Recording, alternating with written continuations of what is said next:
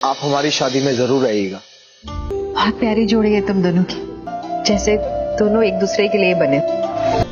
एक मिनट, मैं अभी आती हूँ। वेदांत ने तोड़ दिया है ध्वनि से रिश्ता और यहाँ पर भाई स्वरा से सगाई कर रहे हैं और सब लोग बहुत खुश। हमने देखा ही था ना कि किस तरीके से ध्वनि पैसे के लालच में वेदांत को छोड़ देती है।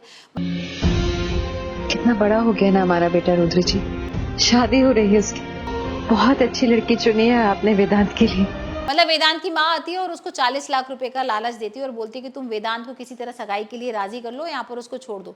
बहुत पसंद आई मुझे स्वरा, पर मैं तो शादी में आ नहीं सकती, इसीलिए अपनी होने वाली बहू को अपना आशीर्वाद दे रही हूँ। तो यहाँ ध्वनि जो होती है ना वो पैसों के लिए भाई ये सब कर लेती है और वहीं हम देख रहे हैं कि किस तरीके से सगाई के लिए वेदांत वापस आ गया है।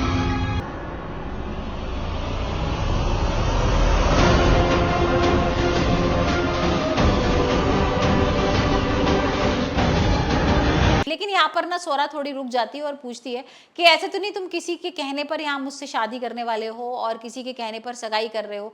ये हमारे खानदानी कंगन है, ये मैं तुम्हें देना चाहती हूँ। मैं जबरदस्ती किसी भी रिश्ते में ना रुकना नहीं चाहती हूँ और तुम सोच लो, तुम देख लो, अगर तुम्हें सगाई करनी है तो करो, नहीं तो कोई दिक्कत नहीं। क्योंकि माँ का आशीर्वाद समझ के रख लेना।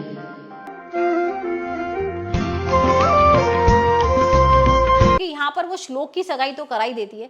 हम देख ही रहे ना श्लोक और निधि का किस तरीके से रोका हो गया है और यहाँ पर सब लोग ना वेदांत का वेट कर रहे होते हैं। तो वेदांत जैसे ही आता है ना तो वो बोल देता है कि नहीं भाई ऐसा कुछ नहीं है, मुझे कोई फोर्स नहीं कर रहा, मैं अपनी मर्जी से सगाई कर रहा हूँ। और यही हम देख रहे हैं दोनों लोग एक दूसरे को भाई अंगूठी पहना रहे हैं और ध्वनि के होश उड़ रहे हैं क्योंकि ध्वनि को तो ऐसा लग ही नहीं रहा था कि सगाई हो जाएगी।